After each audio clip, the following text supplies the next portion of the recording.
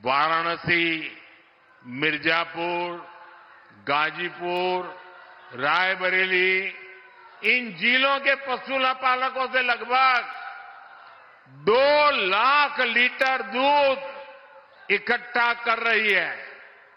इस प्लांट के चालू होने से अब बलिया, चंदौली, प्रयागराज, जौनपुर और दूसरे जिलों के लाखों पशुपालकों को भी लाभ होगा। इस परियोजना से वाराणसी, जौनपुर, चंदौली, गाजीपुर, आजमगढ़ जिलों के 1000 से ज्यादा गांवों में दुग्ध मंडियां बनेगी। पशुपालकों का ज्यादा दूध ज्यादा कीमत पर बिकेगा तो हर किसान पशुपालक परिवार को ज्यादा कमाई होना तय है। ये प्लांट किसानों, पशुपालकों को बेहतर पशुओं की नस्ल और बेहतर चारे को लेकर भी जागरूक करेगा, प्रशिक्षित करेगा। साथियों, इतना ही नहीं, ये बनास काशी संकुल रोजगार के भी हजारों नए अवसर बनाएगा, अलग अलग कामों में रोजगार बनाएगा। एक अनुमान है कि इस संकुल से पूरे इलाके में 3 लाख से ज्यादा किसानों की आय बढ़ेगी। यहां दूध के अलावा छाछ, दही, लस्सी, आइसक्रीम, पनीर और अनेक प्रकार की स्थानीय मिठाइयां बनेगी। इतना कुछ बनेगा तो इन्हें बेचने वालों को भी तो रोजगार मिलने वाला है। यह प्लांट बनारस की प्रसिद्ध मिठाइयों को देश के कोने कोने तक पहुंचाने में बहुत बड़ी भूमिका निभाएगा। दूध के ट्रांसपोर्टेशन से जुड़े कारोबार में भी अनेक लोगों को रोजगार मिलेगा। इससे पशु आहार से जुड़े दुकानदार, स्थानीय वितरकों का भी दायरा बढ़ेगा। इसमें भी अनेक रोजगार बनेंगे। साथियों, इन प्रयासों के बीच मेरा बनास डेयरी के कामकाज से जुड़े वरिष्ठ साथियों से भी एक आग्रह है।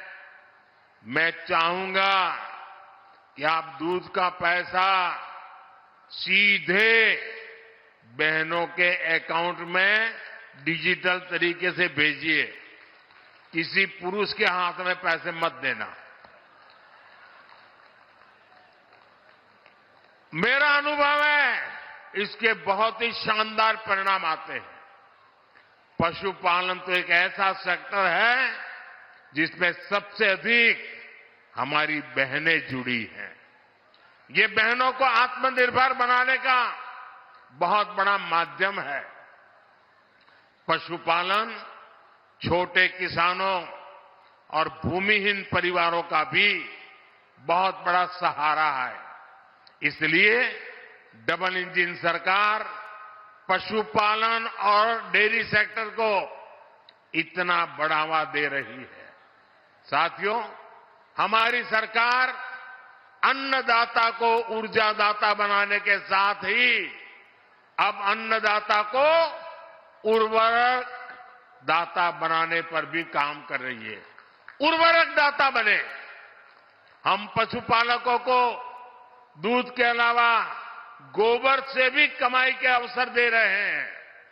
हमारे जो ये डेयरी प्लांट हैं, इनमें गोबर से बायो सीएनजी बने और इस प्रक्रिया में जो जैविक खाद है वो कम दाम पर किसानों को मिले, इस पर काम हो रहा है। इससे प्राकृतिक खेती को और बल मिलेगा। गंगा जी के किनारे प्राकृतिक खेती करने का चलन वैसे भी अब बढ़ रहा है। आज गोवर्धन योजना के तहत गोबर हो, दूसरा कचरा हो, उससे बायोगैस, बायो सीएनजी बनाई जा रही है। इससे साफ सफाई भी रहती है और कचरे का पैसा भी मिलता है। साथियों, ये हमारा काशी तो कचरे से कंचन बनाने के मामले भी है एक मॉडल के रूप में देश के सामने आ रही है। आज ऐसे एक और प्लांट का लोकार्पण यहां हुआ है।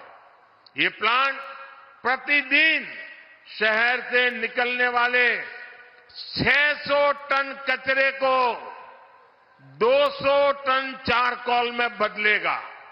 सोचिए, यही कचरा अगर कहीं किसी मैदान में फेंकते रहते तो कूड़े का कितना बड़ा पहाड़ बन जाता। काशी में सीवेज की व्यवस्था को बेहतर बनाने के लिए अनेक काम हुए हैं।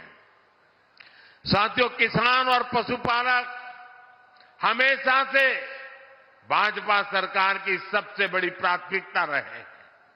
2 दिन पहले ही सरकार ने गन्ने के न्यूनतम मूल्य को बढ़ाकर 340 रुपये प्रति क्विंटल कर दिया है। पशुपालकों के हित को ध्यान में रखते हुए पशुधन बीमा कार्यक्रम को भी और आसान किया गया है। आप पूर्वांचल का उस समय याद करा, गन्ना के भुगतान के लिए पहले वाला सरकार कितना मिन्नत करवाते रहे, लेकिन अब ये भाजपा की सरकार है। किसानों के बकाये का भुगतान तो हो ही रहा है, फसलों के दाम भी बढ़ाए जा रहे हैं। भाइयों और बहनों, विकसित भारत का निर्माण आत्मनिर्भर भारत के बल पर होगा। अपनी जरूरत का हर सामान बाहर से आयात करने से विकसित भारत नहीं बन सकता। पहले की सरकार और हमारी सरकार की सोच में यही बड़ा अंतर है। आत्मनिर्भर भारत तभी होगा जब देश की हर छोटी छोटी शक्ति को जगाया जाए, जब छोटे किसानों, पशुपालकों, कारीगरों, शिल्पकारों, लघु उद्यमियों को मदद दी जाए।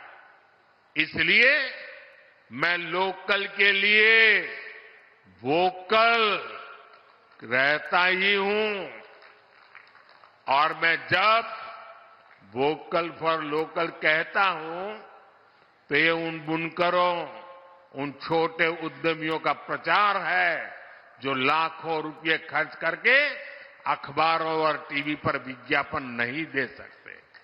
स्थानीय उत्पाद बनाने वाले ऐसे हर साथी का प्रचार मोदी खुद करता है। देश के हर छोटे किसान, हर छोटे उद्यमी का एम्बेसडर आज मोदी है। जब मैं खादी खरीदो, खादी पहनो का आग्रह करता हूं तो गांव-गांव में खादी से जुड़ी बहनें, दलित, पिछड़े, उनके श्रम को बाजार से जोड़ता हूं।